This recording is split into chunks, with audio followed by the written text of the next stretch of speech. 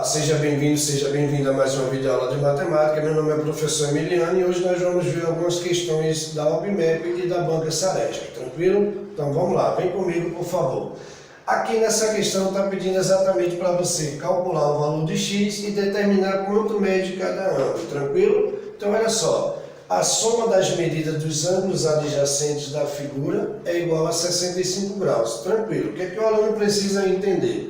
Que a soma desses dois ângulos aqui, esse e esse aqui, tem que ser exatamente igual a 65 graus. Olha só, a forma da gente resolver é entender que eu preciso somar isso mais isso e dizer que é igual a 65 graus. Porque aí eu passo a ter aqui, ó, x menos 10 mais 2x menos 15 igual a 65 graus. Então eu passo a ter exatamente uma equação do primeiro grau. Então, agrupando aqui os semelhantes, ó, eu tenho 3x, aqui menos 25 é igual a 65 graus. Tranquilo? Olha só, eu tenho menos 10 com menos 15 vai dar menos 25, então aqui agora eu vou ter aqui, ó, 3x vai ser igual a 65 mais 25. Tranquilo? Porque esse está menos, passa para depois da igualdade com o sinal trocado. E agora eu vou dizer que 3x é exatamente igual a 90, tranquilo? Ó, 60 com 20, 80, 85, 90, x vai ser igual a 90 sobre 3, x aqui vai ser exatamente igual a 30. Se eu quero saber a medida desse ângulo aqui, a equação está dizendo que é x menos 10, então isso aqui significa que é 30 menos 10, ou seja, esse ângulo mede 20.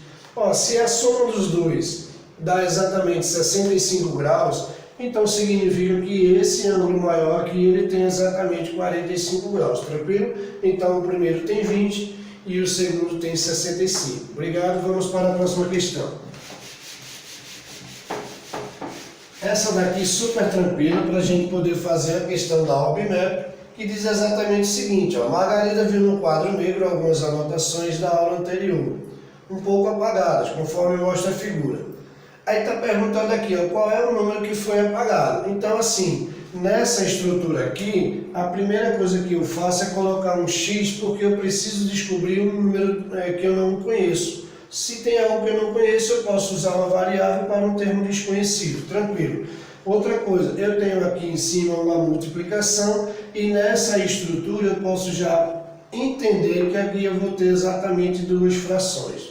Por que eu faço isso? Eu transformo logo isso aqui em uma fração, porque aí eu tenho o meu divisor natural, que é 1.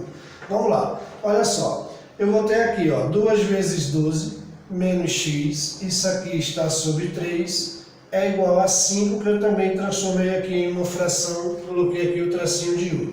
Multiplicando aqui, eu tenho 24 menos x sobre 3 é igual a 5 sobre 1. Tranquilo. O que é que eu percebo aqui? Que eu tenho duas frações e os seus denominadores são diferentes, tranquilo?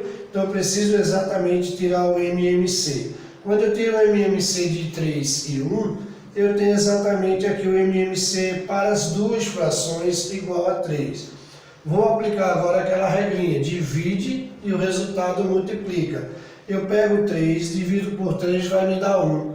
Quando eu multiplico 24 menos x por 1, eu tenho exatamente 24 menos x. Quando eu pego 3, divido por 1, dá 3, e eu multiplico aqui, ó, 3 vezes 5 vai me dar exatamente 15. Eu posso agora descartar aqui o denominador e resolver o que está aqui, ó. Então aqui em cima eu tenho 24 menos x é igual a 15. Eu digo que menos x é igual a 15 menos 24. Ó, menos x é igual a menos 9, então x aqui vai ser igual a 9. Vou colocar aqui que esse x aqui é igual a 9. Vamos provar se esse resultado aqui que a gente encontrou vai estar correto. Olha só, eu faço 12 vezes 2 vai dar 24, menos 9, dividido por 3, isso aqui é igual a 5. E realmente é, né? Ó, 24 menos 9 dá 15, quando eu divido por 3, isso aqui vai ser igual a 5. Tranquilo? Beleza? Então, nesse caso aqui, a alternativa aqui, x igual a 9. Vamos para a próxima questão. Ok?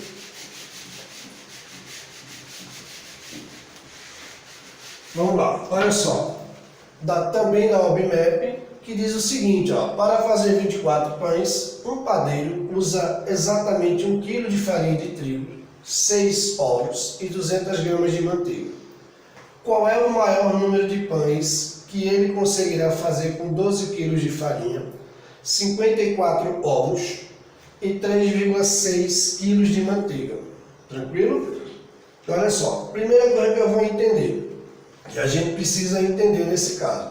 A quantidade de farinha de trigo que eu tenho aqui são 12 quilos, 54 ovos e 3,6 kg de manteiga.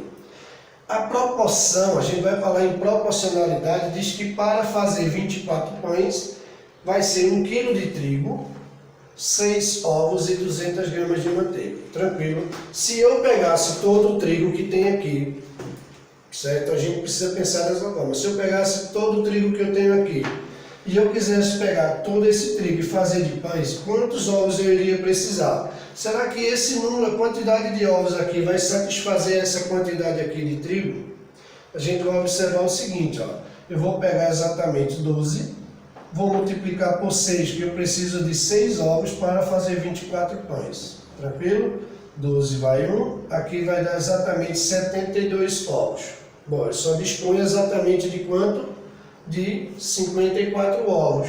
A gente observa também que a quantidade de manteiga é um número bastante elevado, porque eu tenho exatamente aqui 3.600 gramas. Eu precisaria de 200 gramas de manteiga para cada quilo.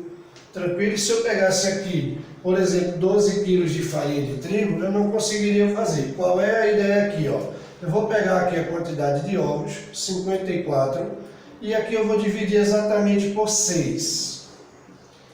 Eu vou ter exatamente 6 vezes 9, 54. Então eu vou utilizar desses 12 quilos aqui, de acordo com a quantidade de ovos que eu tenho, eu vou conseguir fazer exatamente 9 quilos de trigo. Apesar de ter 12, mas eu só posso utilizar 9 por conta da quantidade de ovos que eu tenho. Porque eu preciso exatamente de 6 ovos. Tranquilo?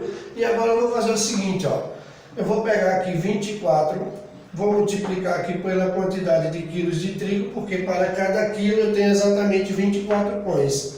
36 a 3, 18 com 3, 21. Vamos ver aqui.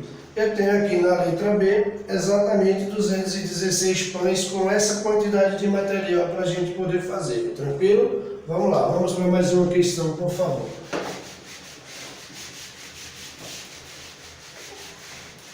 Olha só, eu tenho aqui nessa questão um cálculo com porcentagem muito tranquilo para a gente poder entender. Olha só, um vendedor ganha R$150 fixos por mês, mais 6% de comissão sobre suas vendas.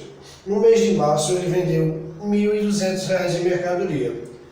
Quanto ele vai receber por mês? Lembrando que ele tem aqui um salário fixo de R$150, mas esse salário, vamos colocar assim, agrega-se nesse caso um percentual de X% de vendas. Tranquilo? A gente vai deixar nessa organização. Ele vendeu exatamente R$1.200, certo? Certo? Só que ele ganha 6% em cima disso aqui, mais esse salário fixo de 150. Então eu vou pegar aqui essa taxa percentual, que é 6%, e eu vou transformar aqui em um fator percentual. Divido por 10, divido por 100, eu tenho exatamente 0,06. Eu vou pegar esse 1.200, eu vou multiplicar aqui, ó, 0,06. Nada, 6 vezes 2, 12, vai 1. 6 vezes 1, 6 e 1, 7. Aqui, tranquilo, já posso fazer isso aqui, eu tenho duas casas decimais, vai dar exatamente R$72. Eu pego o salário fixo dele, somo aqui com R$72, então eu tenho 150 com 72, eu tenho exatamente R$222, alternativa B. Tranquilo? Vamos para mais uma questão, para a gente poder entender.